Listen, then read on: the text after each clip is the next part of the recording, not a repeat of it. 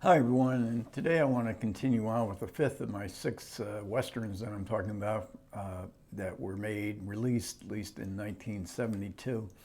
And this is The Cowboys, starring John Wayne and directed by Mark Rydell. And this is a 2007 Blu-ray, so this is like a very early. I think that's when Blu-ray. When did Blu-ray start? Somewhere around then. And the story is really simple. It's a familiar kind of story, a cattle drive that John Wayne is a cattleman. He has to get his cattle to market, and but there's been a gold strike in the area, and all his cowhands have deserted him and gone off to try their luck as prospectors and make a killing in discovering gold.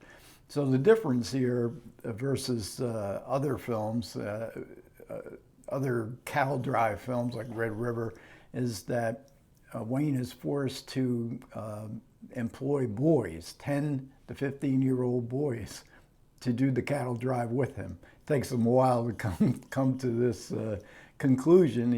He is not convinced of it, but. And of course, this is going to be a dangerous thing, and especially within the realm of a Hollywood cattle drive movie. You know, there's going to be rustlers out there.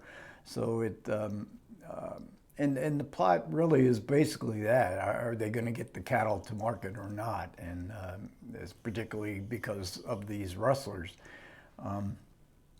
And but the backstory of this film and the employment of children as the Cowboys is really kind of remarkable. And of course, John Wayne being the star, he was around 65 years old here. He had already had one bout of lung cancer, but he was just gung-ho to make this movie. He still was able to make 6 more movies. When I think his last one was The Shootist. He was about 72 then, and there's sort of a clash of different temperaments, different ideas about life, for sure. Because Mark Rydell, the director of the film, he was a Jewish New York City actor studio liberal. John Wayne was famous as being sort of the epitome of the Hollywood conservative reactionary. And he wasn't Mark Rydell's first choice. Now, Mark Rydell is the producer director, and this was a big production. He wanted George C. Scott, also an actor, studio actor, but the studio Warner Brothers, who was really high on this film, they said this would be perfect for Wayne. And Rydell was like, well, how can I possibly get along with John Wayne? But he went to talk to him, and he said, don't worry about me. I'm going to give you, if you let me play this role, I'll give you a terrific performance. And it is one of John Wayne's, especially late career performances. I prefer this one much more than the Rooster Cogburn one, where he finally gets his Academy Award. So as I say, it's a big production. I think they filmed for like 3 months and 1,500 cattle.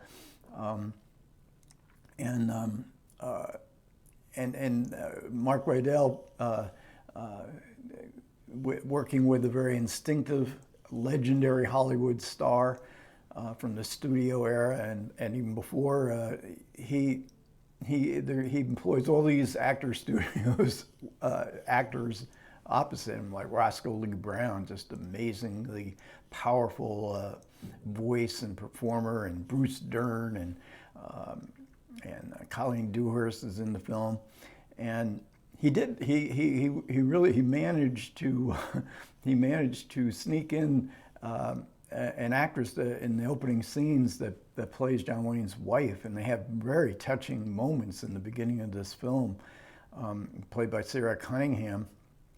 And she was a blacklisted actress 20 years before.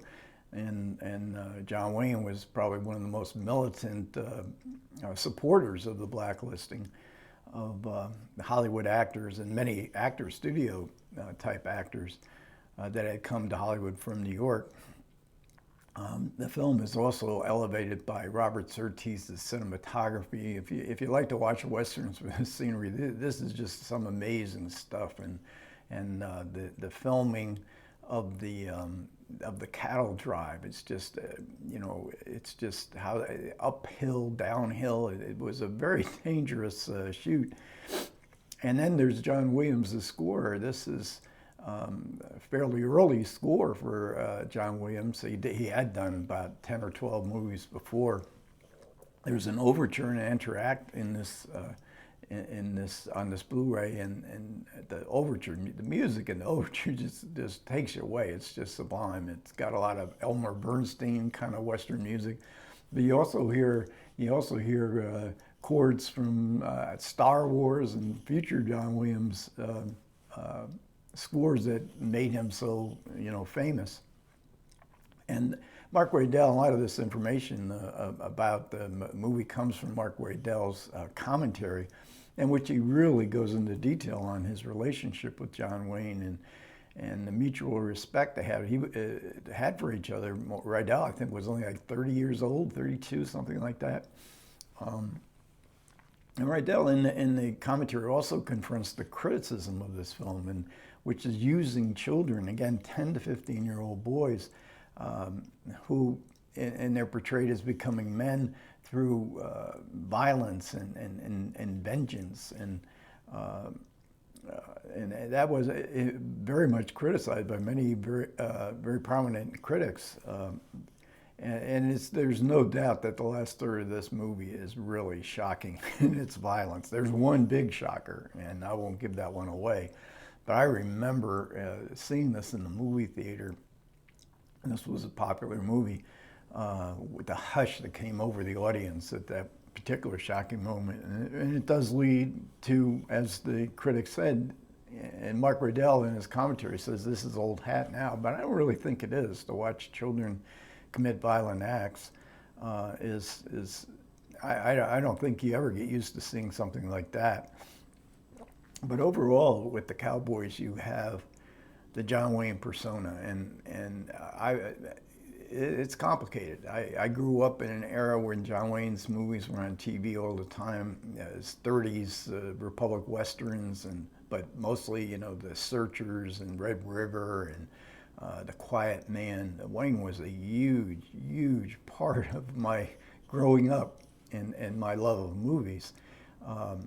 But it gets complicated in the sense that, he was so vocal in his support, and particularly of the Vietnam War. And you wonder, too, about his image of what makes a man, and all these films here, all these Westerns, and I think a lot of the movies that I'm going to be talking about in 1972 are about that, masculinity. But you also have this clash of cultures, that Wayne represented instinctive acting versus the actor studio, very intense techniques of that style of acting. And Wayne is surrounded by these fantastic actors, and he had to really up his game. And according to Waidel, he loved it. He loved the challenge of playing in movies with this new style of acting. And the whole sense that the old Hollywood was dying out. There's an elegy tone to this film in that particular sense. The old was dying, the new is not yet born, because really this was a transitional period where Hollywood was allowing new things to happen, where the production code went away and you were able to show all this explicit violence. But again, the new Hollywood of Star Wars and Rocky and all these, Jaws, the blockbuster era of Hollywood that continues on to this day, was not yet born. So there is that sort of clash, that sort of edginess to this movie, in particular with John Wayne. And I would have to say, as I said, this is one of my favorite late performances by Wayne in his late period. Okay, so next time I only have one more to go on the westerns, and that'll be another big movie star, Burt Lancaster, and Rosanna's Raid, and that'll wrap up the westerns. Okay, thanks a lot for everybody who listened. I really do appreciate it. Again, comments are welcome. Any movies from 1972 you want me to cover, talk about, I'm open to all suggestions. You guys take care.